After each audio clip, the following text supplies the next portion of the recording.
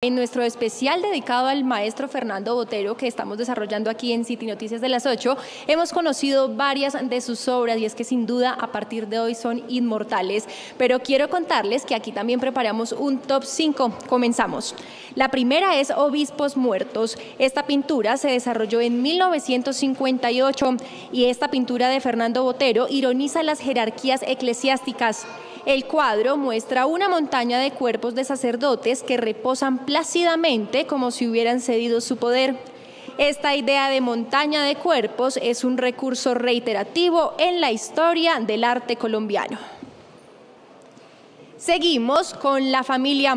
Botero en esta obra demuestra la cultura y la tradición de su entorno, el típico retrato de una familia de la época en todo su esplendor. Ahora los invito a que conozcamos a Rosita.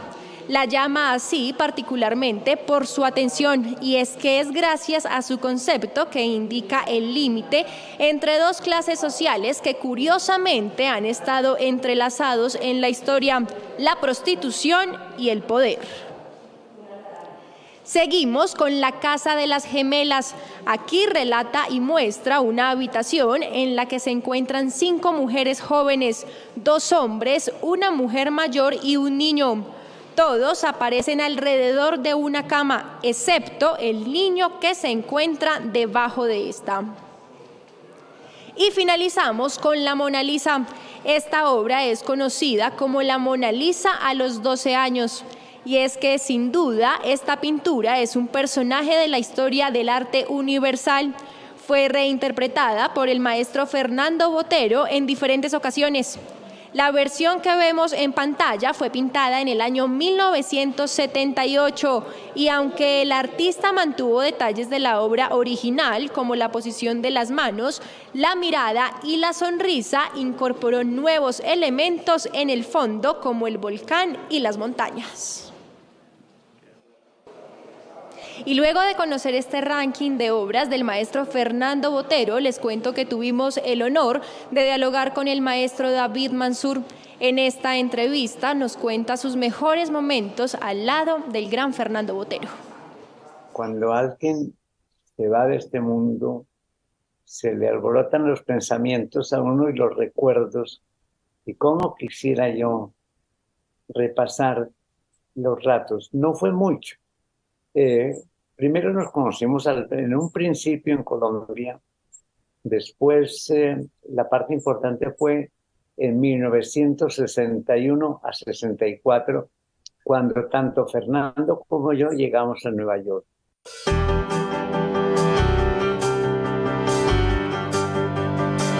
De esta manera, el maestro David Mansur recordó la forma en que conoció a su colega, el maestro Fernando Botero. El amor al arte de Fernando Botero empezó desde muy pequeño y poco a poco sus obras se iban convirtiendo en reconocidas muestras de arte. El pintor colombiano David Mansur trae a su memoria cómo el maestro Fernando Botero empezó a trabajar.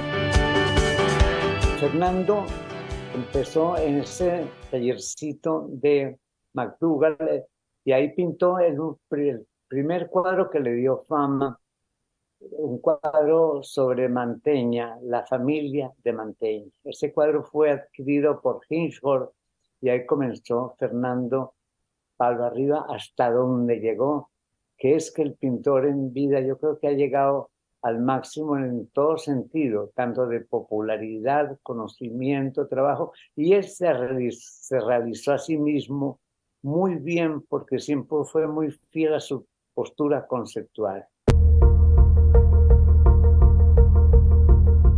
La mentalidad del maestro Fernando Botero siempre estuvo puesta en los pintores clásicos, sobre todo en los italianos.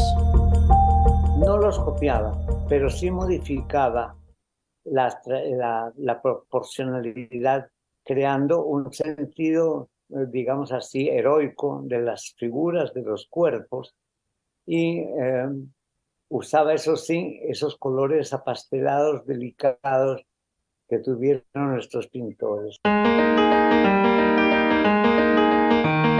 Sin duda, el nombre del maestro Fernando Botero quedará tatuado para siempre en Colombia y en el mundo.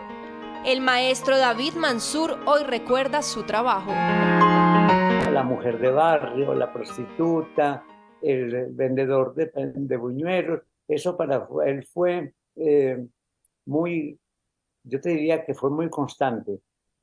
Él en su pintura, además, con el tiempo evolucionó hacia la escultura, creando y sintiendo por sensibilidad y sensualidad el sentido del volumen que se podía tocar por todos los lados, y yo creo que fue identificándose a sí mismo. La temática siempre con lo inmediato, por ejemplo, los bodegones o las naturalezas muertas eran las cosas inmediatas que él tenía.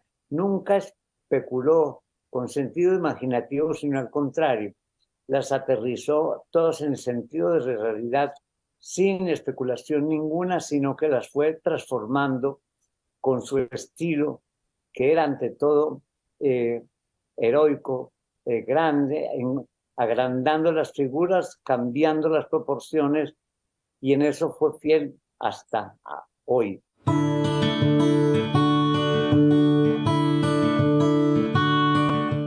Pero, ¿qué pasará ahora con las obras de Fernando Botero? Lo más importante es que el tiempo idealiza los nombres y posiblemente va a quedar como lo quedó Alejandro Obregón, como quedó Negrete, como quedó Grau, todos nombres idealizados que siguen en la mente. Ahora pensemos en las nuevas generaciones, cómo lo van a recibir. Indudablemente, yo creo que como las generaciones actuales recuerdan a un pintor como Picasso, por ejemplo, siempre con curiosidad, luego con admiración, a veces con rechazo. ¿Cuál fue la última vez que usted de pronto tuvo contacto con el maestro Fernando Botero? ¿Hace poco o hace muchos años? No, ya hace años, cuando él venía a Colombia, bueno, fuera de que en Nueva York en el año 1961 a 64 sí nos veíamos casi diario, no lo volví a ver, y lo volví a ver aquí en Colombia cuando él venía a Tucurinca, una finca que él tenía en la sabana de Bogotá. Y el matrimonio de Lina, las circunstancias entre amigos comunes, y siempre amable, y el gran amigo querido nunca lo veíamos como el gran maestro intocable, sino que generalmente nos llamamos David y yo lo llamaba Fernando. De todas maneras lo recuerdo en esa forma. Y ese último contacto que fue en Tucuringa queda en mi mente como un gran amigo que se me fue. Si esta noticia le interesa y quiere mantenerse actualizado de lo que ocurre en Bogotá, lo invitamos a suscribirse a nuestro canal de YouTube.